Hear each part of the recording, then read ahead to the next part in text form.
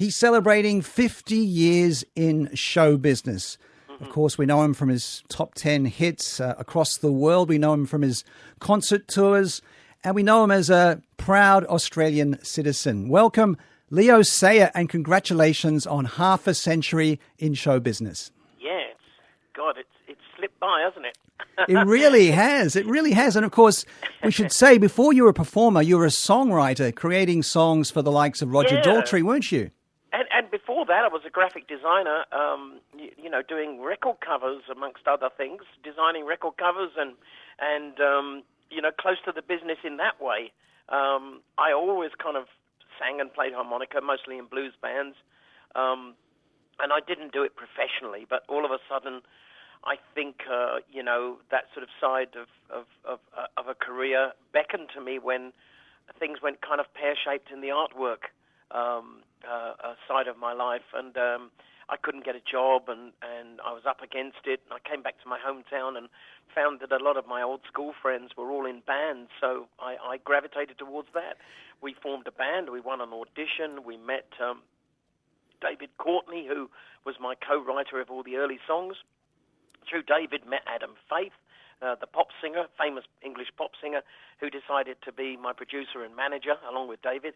David and I wrote songs, and sooner or later we were making a record, and I guess I never looked back since then.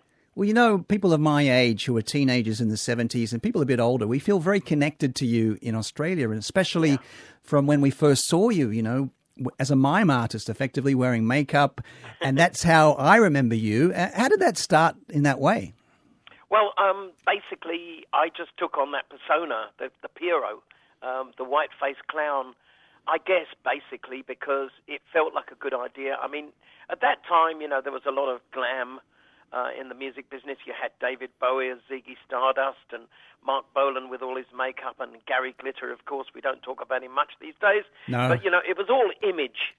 Kiss, were coming out at the same time, or I guess a little bit later. So a lot of people were kind of going on stage in makeup and costume. And I suppose being a time maybe where we were all leaning towards what would later become the MTV generation, we wanted to kind of show more than just the songs. We wanted to illustrate the songs by our performances on stage. So that's why I took on the Pierrot costume. I vowed that I was only going to do it for a year.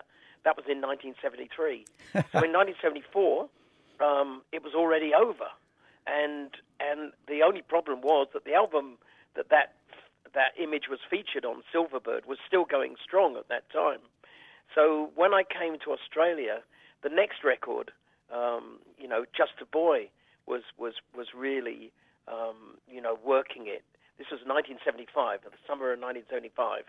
And I already had a legacy from those two albums with songs like The Show Must Go On and Long Tall Glasses and One Man Band. And I love that early stuff. I love that. I think my favorite song of yours was Moonlighting and also One Man Band. And that One Man Band I would use, or I'd always sing it, when I was ever doing stuff myself. And it was such a big part of my childhood and many people in Australia. I suppose you might call those records a bit vaudeville. They're kind of, I don't know, my head was very much into some sort of kind of song and dance man kind of ethic. I wanted to show that side, and I felt like a song and dance man. And I felt very theatrical when I was on stage. I don't know why. I don't know where that comes from.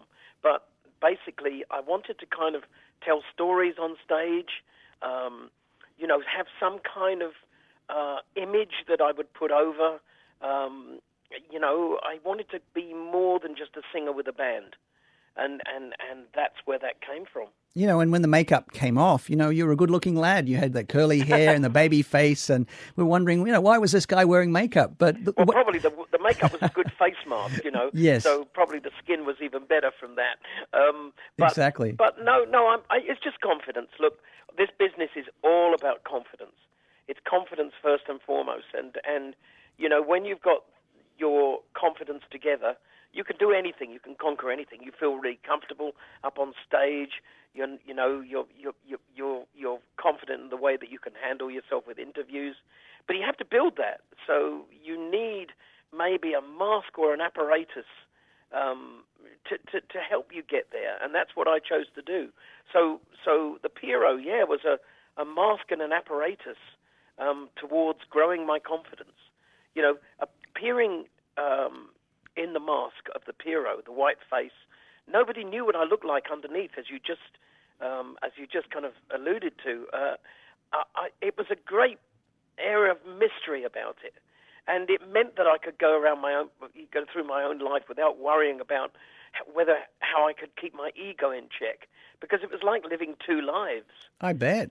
And it was an extraordinary thing, really, but really very was. enjoyable at the same time, because it was a thrill to kind of, get out there and gauge people's reaction and have fun with it. You know what I mean? For sure, yes. It was like, it was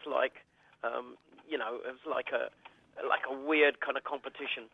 Yeah, indeed. And your first 7 singles reached the top 10, which was some kind of amazing feat. And of course, then everybody knew you. And the way that you bridged the UK, the US, Australia, why do you think you had that appeal? Some artists may only be big in the UK or big in the US or big I think the somewhere songs else. are very universal in their way, even though they're very personal. It's a strange thing, but I think I was a good communicator. And that always helps, But there was something intriguing that people in different countries found about my songs, even though they were very local in a way, Mm-hmm. I was usually singing in a very English kind of banter. Yep. And so I was using a lot of English colloquialisms. Nobody in America would say long, tall glasses. Another one of your best. So there were little things that I was kind of saying. And people got interested in that. But I think it could be similar when you look at Bruce Springsteen and he sings about the New Jersey shoreline, and yet that kind of seems to communicate all over the world, doesn't it? Yeah, they always say you should sing about what you know, right? You should always write about what you know.